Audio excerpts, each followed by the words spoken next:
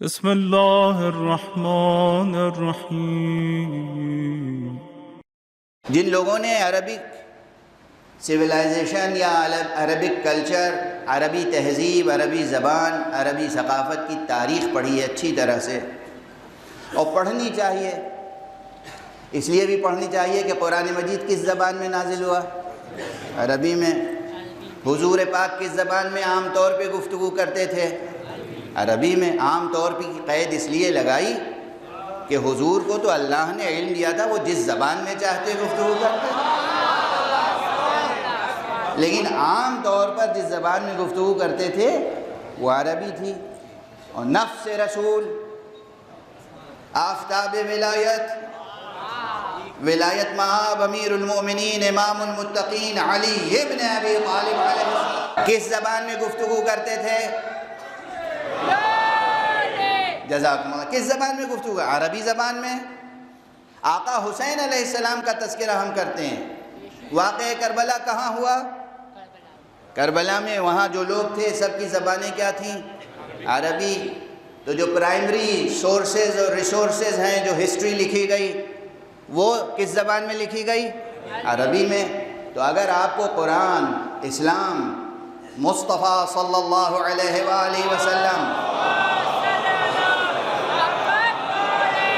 اور اہل بیت مصطفیٰ اور ان کی امت کے بارے میں کوئی ریسرچ کرنی ہو، کوئی بھی مطالعہ کرنا ہو، کوئی بھی اسٹڈی کرنی ہو، تو آپ کے لیے لازم ہے کہ عربی زبان سے واقف ہوں، اور معمولی واقفیت نہیں، اچھی خاصی گہری واقفیت چاہیے۔ اور اب اس وقت میں عربی زبان کے فضائل تو نہیں بیان کروں گا، کسی اور موقع پر توجہ دلاؤں گا کہ آپ میں سے ہر فرد کو عربی زبان آنی چاہیے، اور اپنے بچوں کی تربیت ایسی کریں کہ یہ عربی زبان لکھ سکیں، پڑھ سکیں، بول سکیں، سمجھ سکیں۔ اس سے ان کی دنیا کی ترقی کے دروازے بھی کھلیں گے، آخرت کی ترقی کے دروازے بھی کھلیں گے۔ اب اس کی تشریح ابھی نہیں کروں گا، یہ جملہ یاد رکھیے گا، گرہ میں باندھ لیجئے گا۔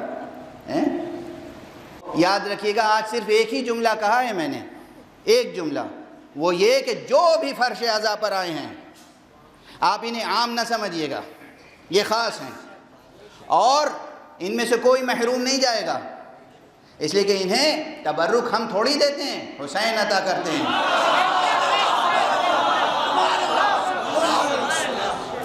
یہ تبرک روحانی، یہ تبرک معنوی، یہ تبرک عرفانی، یہ تبرک علمی، یہ جذبہ، یہ فکر، یہ احساس، یہ کہیں اور سے عطا ہوتا ہے تو کوئی محروم نہیں جا سکتا۔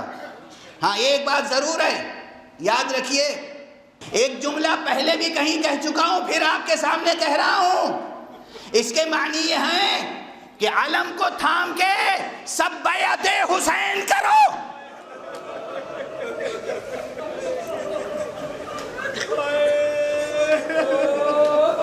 علم سجا دیے گئے، عزا خانوں کے دروازے کھل گئے، یعنی مدرسہ حسینی آباد ہو گیا، یعنی مکتب ولایت کے دروازے کھل گئے۔ یہ انسان سازی کا مدرسہ ہے، یہ خدا شناسی اور خود شناسی کا مدرسہ ہے۔ یہاں اپنے وجود کے ساتھ سفر کرنا ہے بلندیوں کا، اور یہ بلندیوں کا سفر کیسے طے ہوگا؟ یہ بلندیوں کا سفر کس کتاب کے سہارے سے طے ہوگا؟ یہ بلندیوں کا سفر کس استاد کے سہارے سے طے ہوگا؟ کتاب قرآن ہے، اور اس حلقہ درس میں استاد حسین ہیں، حسین جنہوں نے قرآن مجید کی تلاوت نو کے نیزہ پر بھی کی۔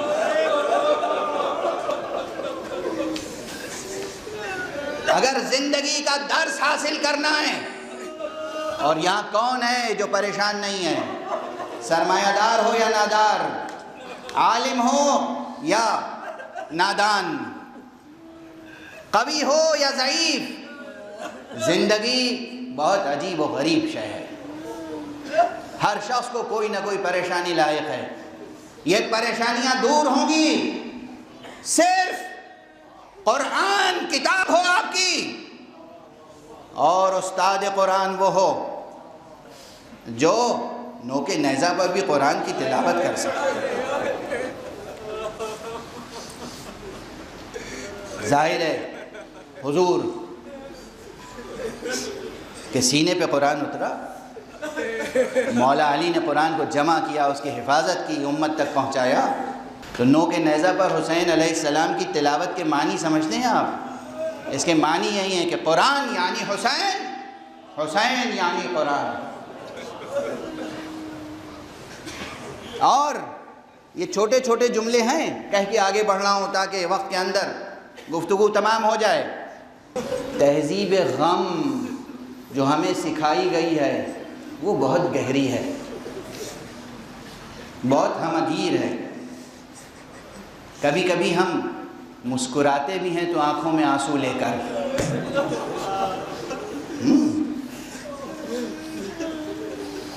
تو ایک جملہ اور کہہ دوں، یاد رکھیے گا، ممکن ہے کہ آپ کوٹ کریں اسے بار بار۔ قرآن اور سرکار رسالت مآب، قرآن اور امیر المومنین، قرآن اور سرکار سید الشہداء، قرآن اور اہل بیت مصطفیٰ، قرآن اور معصومین، ان کا جب تذکرہ ہوتا ہے تو عموماً اس قرآن کو قرآن صامت کہتے ہیں، اور انہیں کیا کہتے ہیں؟ قرآن ناطق۔ اس پر بڑی دلیلیں دی جا سکتی ہیں، بہت اس کی وضاحت کی جا سکتی ہے، مگر یہ فقیر بس ایک جملے میں وضاحت کرتا ہے۔ تاریخ پڑھنے والوں دیکھو، قرآن صامت اور قرآن ناطق کا فرق دیکھنا ہو تو یہ دیکھو کہ حاکم شام نے ایک موقع پر قرآن کو نیزے پر اٹھایا تھا، قرآن خاموش رہا، لیکن اسی کے بیٹے نے جب حسین کا سر اٹھایا وہ سر خاموش نہیں رہا۔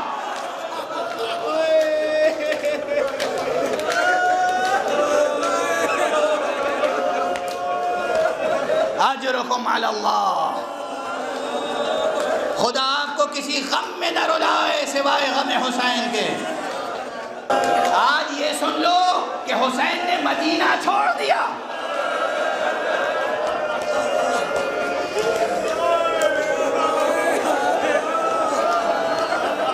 اب بھائی مجلس کے وقت کی جو محدودیت ہوتی ہے نا وہ مجبور کر دیتی ہے، ورنہ صرف اتنا سا جملہ سمجھانے کے لیے اپنے انداز سے مجھے بہت وقت چاہیے۔ آقا حسین نے مدینہ چھوڑ دیا۔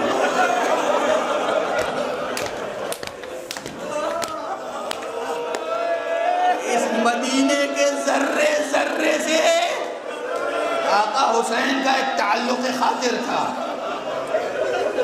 ذرے ذرے سے، اور خاص طور سے وہ مدینہ، آقا مدینے میں پیدا ہوئے، آقا کی پوری زندگی تقریباً مدینے میں گزری، نانا کا روزہ مدینے میں، مادر گرامی فاطمہ زہرا کی قبر مبارک مدینے میں،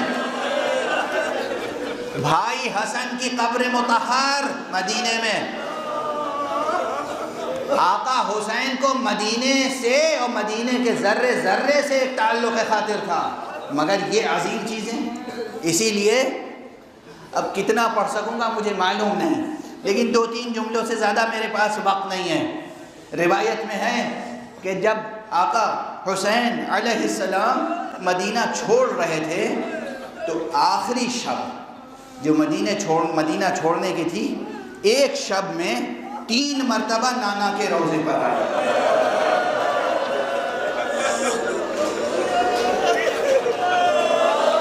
ایک شب 3 مرتبہ۔ عظیم سفر کی تیاری ہے، عظیم ہجرت کی تیاری ہے، مگر نماز مغرب پڑھی اور نانا کی قبر کے پاس آئے، سب دیکھ رہے ہیں حسین ہیں، کوئی اور نہیں۔ آقا حسین کو دنیا پہچانتی تھی۔ یہ چھوٹا سا جملہ نا بڑی معنوی ہے۔ آقا حسین کو دنیا پہچانتی تھی۔ آقا حسین کو دنیا دیکھ رہی ہے، عجب انداز ہے، ایسا انداز تو کبھی نہیں تھا. نماز پڑھی اور نانا کی قبر پہ آئے، رخسار قبر مبارک پر رکھ کر گریہ کرنا شروع کیا. کیا کیا راز و نیاز کی باتیں کی نواسے نے نانا سے، کس نے سنا؟ پھر اٹھے چلے گئے، بیت الشرف میں تشریف لے گئے. سفر کی تیاری ہوئی، بنی ہاشم کو جمع کیا، تیاریاں ہو رہی ہیں. پھر ایک نصف شب کا وقت ہوا، آقا حسین پھر مسجد میں آ گئے. السلام علیکہ یا جدہ، نانا آپ پر سلام. قبر مبارک کے پاس بیٹھ گئے، کچھ دیر عجب انداز سے خطاب کرتے رہے. پھر رخسار قبر مبارک پہ رکھا، گریہ کرنا شروع کیا. کچھ دیر کے بعد پھر اٹھے، پھر چلے گئے. پھر نماز صبح سے پہلے سحر کے وقت تشریف لائے اور پھر نانا سے محو گفتگو. اب ایک آدھ جملے نقل ہوئے ہیں روایتوں میں، کہتے ہیں ایک مرتبہ آقا حسین نے کہا نانا بس مجھے اپنے ساتھ اسی قبر میں لٹا لیجئے. کہتے ایک حالت نومیہ تھی، ایک خاص کیفیت تھی کہ آقا نے دیکھا قبر سے نانا برآمد ہوئے ہیں، سینے سے لگایا ہے، کچھ کہہ رہے ہیں. اسی موقع پہ کہا نانا بس مجھے اب جدا نہ کیجئے، مجھے اسی قبر میں اپنے ساتھ لٹا لیجئے. نانا نے کہا بیٹا تمہیں کربلا تک جانا ہوگا، شاء اللہ ان یراک قتیلا. ارے پروردگار کی مشیت ہے کہ اللہ کی راہ میں قتل کیے جاؤ. اللہ کی مشیت ہے کہ گھر کی مخدرات عصمت اسیر ہوں، زینب کے بازوؤں میں رسن بن ہے، بیویاں بے ردا ہوں. کربلا سے کوفہ، کوفہ سے شام تک کا سفر ہے. انا للہ و انا الیہ راجعون، انا للہ و انا الیہ راجعون، انا للہ و انا الیہ راجعون. رضا بقضائہ و تسلیما لامرہ. پروردگار ہماری یہ ناچیز سی عبادت عزا قبول فرما. پروردگار غم حسین کا واسطہ ہے، تمام امت کو غم حسین کے سہارے سے متحد کر دے. پروردگار ہمارے درمیان کی کدورتوں کو دور فرما دے. پروردگار ہمارے دلوں کو، دماغوں کو شفاف آئینہ بنا دے. پروردگار تمام عالم انسانیت کو امن اور سکون عطا فرما. پروردگار معبود جو ہمارے مراجع کرام ہیں، آیت اللہ العظمیٰ سیستانی، آیت اللہ العظمیٰ خامنئی، ان بزرگوں کو پروردگار اپنے سائے میں درازی عمر عطا فرما. پروردگار جہاں بھی دنیا میں بے امنی ہے امن سے بدل دے. پروردگار اپنے ولی اعظم اور ولی آخر امام عصر کو اذن ظہور عطا فرما اور ان کے ہاتھوں سے اپنی رحمت، اپنی رافت، اپنی عدالت کا پرچم لہرا دے.